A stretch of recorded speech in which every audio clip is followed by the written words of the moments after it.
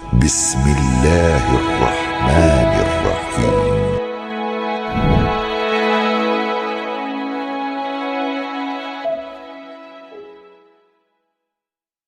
Hanya istighfar, secara khusus masalah istighfar. Karena ada sebuah hadis Nabi SAW yang berbunyi, bisa saja rezeki seorang hamba tertahan, ya, ditahan oleh Allah, belum dikasih, ditahan dulu karena dosa yang dia lakukan. Karena dosa yang dia lakukan. Jadi dosa itu bisa menahan. Bisa saja kita mau coba masuk proyek gagal, coba istighfar kepada Allah SWT. Kan? Jadi memang ada dosa yang mengganjal, intinya begitu. Pernah ada 3 orang datang kepada Hasan Basri rahimahullah, seorang ulama tabi'in yang masyhur. Datang 3 orang ini, dan Hasan Basri ini juga terkenal dengan kesolehannya. Kalau ngomong selalu surga, neraka, rahmat dan taubat dan azab. Itu saja berputar perkataannya Hasan Basri rahimahullah. Jadi orang sering datang ke rumahnya minta nasihat. Ada 3 orang datang satu hari antri di rumahnya. Yang satu masuk mengatakan, wahai imam, wahai kiai, wahai ustaz, saya sudah lama menikah dengan istri saya ini, tapi belum dapat anak. Sudah 10 tahun nikah nggak dapat anak. Kami sudah ikhtiar ke tabib ini, minum itu, tapi belum juga Allah takdirkan. Apa saran anda? Maka kata Hasan Basri, perbanyak istighfar. Perbanyak ya, bukan kerjakan istighfar, perbanyak. Terus lisanmu astagfirullah wa atubu ilaih, astagfirullah terus diucapin, jangan berhenti. Gitu. Maka kemudian keluar orang tersebut. Masuk orang kedua mengatakan, wahai imam, saya sudah lama kena penyakit di perut saya, sakit terus. Kalau sakit saya sampai nggak bisa tahan, rasanya pengen mati saja kena sakitnya. Sudah coba berobat ke sana sini nggak sembuh-sembuh. Apa saran anda? Kata Hasan Basri, perbanyak istighfar. Perbanyak istighfar. Amalin, pulang. Datang orang ketiga mengatakan, wahai imam, saya sudah lama bekerja banting tulang. Mayoritas waktu saya sehari kerja keras, tapi saya tidak pernah kaya seperti fulan. Ditunjuk orang kaya di kota itu, di kota Basra di Irak. Apa saran anda? Kata Hasan Basri, perbanyak istighfar. Pulanglah 3 orang ini. Lalu kemudian istri Hasan Basri bertanya, wahai suamiku, ketiga orang ini tadi butuh, satu mungkin dikasih modal, mungkin satu ditunjukkan tabib yang tepat, mungkin obat. Kenapa anda cuma suruh istighfar saja? Kenapa enggak istighfar diikutin dengan yang lainnya, dikasih modal, dikasih obat? Kata Hasan Basri, wahai istriku, tidakkah kau dengar kalau mereka sudah ikhtiar dan sekarang tinggal mereka terbuntu, tertutup di sebuah pintu yang mereka tidak tahu bagaimana jalan keluarnya. Maka saya mengingat firman Allah dalam surah Nuh. Surah Nuh ini surah nomor 71 ya. Ayatnya ayat 10 sampai ayat 12. Nabi Nuh alaihissalam berkata kepada kaumnya tentang istighfar. Surah Nuh surah nomor 71 ayat 7 ayat 10 sampai ayat 12. A'udzubillahi minasyaitonirrajim, faqultu astaghfiru rabbakum innahu kana ghaffara. Yursilis samaa'a 'alaikum midrara wa yumdidkum bi amwalin wa banin wa yaj'al lakum jannatin wa yaj'al lakum anhara. Kata Nabi, kata Allah Subhanahu wa taala, Nuh berkata kepada kaumnya, istighfarlah, minta taubatlah kepada Tuhan kalian, sesungguhnya Dia Maha menerima taubat hamba-hambanya. Manfaatnya Dia akan menurunkan untuk kalian dari langit midrara. Midrar kata para ulama tafsir bisa berarti hujan yang lebat, bisa berarti rezeki yang non-stop, terus dikasih sama Allah bertubi-tubi. Dan dengan istighfar Allah akan memperbanyak harta dan keturunan kalian, dan Allah akan jadikan kebun-kebun kalian lebat, dan Allah akan suburkan juga seluruh sungai-sungai kalian. Jadi di sini manfaat daripada istighfar. Ada kisah yang lain teman-teman sekalian, kisah Imam Ahmad rahimahullah. Imam Ahmad rahimahullah dari 4 madhab tadi, Abu Hanifah, Malik, Syafi'i dan Ahmad. Ahmad bin Hanbal muridnya Imam Syafi'i. Madhab yang keempat, Imam Ahmad rahimahullah di akhir hidup beliau ulama besar hadis.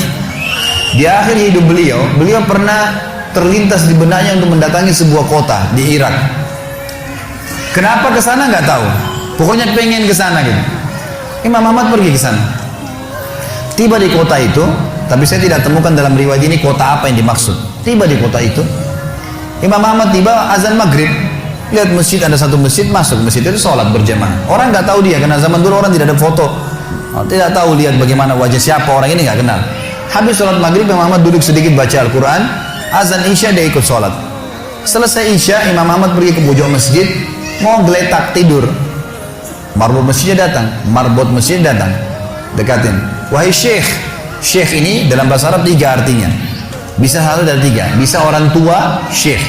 Bisa orang alim, bisa orang kaya. Jadi tidak selamanya kalau antum dipanggil di Saudi syekh dianggap orang alim gitu. Bisa saja orang tua gitu kan. Dipanggil, hai syekh, orang tua maksudnya. Ngapain anda di sini?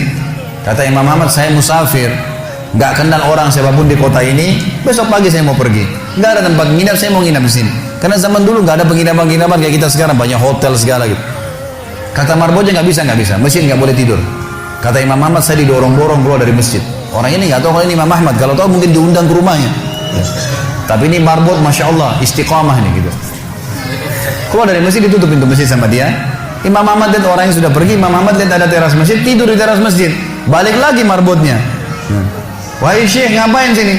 Musafir, mau tidur, nggak ada tempat nginap. Nggak bisa syekh. Teras pun nggak boleh, peraturan. Ini saya bilang tadi istiqomah luar biasa.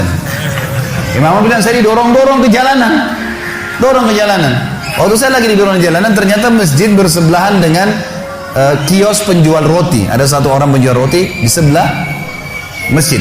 Lalu dia mengatakan, syekh, dipanggil Imam Ahmad, silakan ke tempat saya. Imam Ahmad pun datang. Dia bilang, saya punya rumah tidak jauh dari sini, ini kios saya, ada ruangan tempat tidur saya. Silakan anda pakai nginap, besok anda mau pulang silakan. Kata Imam Ahmad menceritakan tentang keadaan dia dengan penjual roti ini. Dia bilang, ada satu perilaku penjual roti ini yang unik. Imam Ahmad tertarik dengan itu. Dia bilang, setiap kali orang ini pecahin telur, ngambil terigu, ngambil garam, itu sambil astagfirullah wa atubu ilaih, astagfirullah wa atubu ilaih. Terus lisannya nggak pernah berhenti nih, astagfirullah wa atubu ilaih, kecuali Imam Ahmad bilang saya ajak ngomong atau dia bertanya pada saya. Kalau berhenti istighfar lagi, selalu begini. Kata Imam Ahmad, saya bertanya, sudah berapa lama kau amalkan nih? Orang itu bilang, sudah lama, dari saya masih bujang. Kebetulan orang ini sudah tua seumur sama Imam Ahmad, sudah mendekati 60 tahun lebih gitu. Baik, dia bilang, sudah lama, dari saya masih bujang. Kata Imam Ahmad, ma thamaratu istighfarik, apa manfaatnya istighfarmu? Apa yang kau dapatkan dengan istighfar yang sebanyak ini? Kata dia, tidak ada apapun yang saya minta kepada Allah kecuali diijabah. Apa saja saya minta Allah kasih, tinggal satu yang belum Allah kasih. Kata Imam Ahmad, apa itu? Dia bilang, saya minta dipertemukan sama Imam Ahmad. Loh ya, kisah nyata. Imam Ahmad mengatakan, Allahu Akbar, istighfarmu lah yang membuat saya datang ke kota ini, tidak tahu kenapa. Istighfarmu yang membuat marbot masjid mendorong-dorong saya keluar masjid. Istighfarmu yang mendatangkan saya ke tempat ini, tempat praktekmu, ke rumahmu. Karena saya adalah Ahmad bin Hanbal. Saya adalah Ahmad ibn Hanbal. Bagaimana istighfar teman-teman sekalian mendatangkan rezeki yang luar biasa. Permintaan apapun didatangkan. Seorang alim ulama biasa didatangin, ini malah didatangkan sama Allah ke tempat orang ini karena istighfarnya. Dari memperbanyak istighfar manfaatnya sangat besar. Hadis Bukhari kata Nabi SAW, siapa yang mulazamah selalu istighfar, Allah akan jadikan jalan keluar dari masalahnya dan Allah akan berikan rezeki dari tempat tidak disangka-sangka.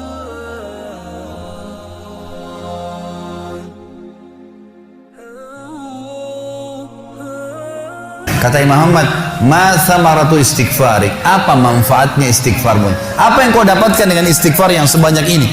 Kata dia, tidak ada apapun yang saya minta kepada Allah kecuali diijabah. Apa saja saya minta Allah kasih, tinggal satu yang belum Allah kasih.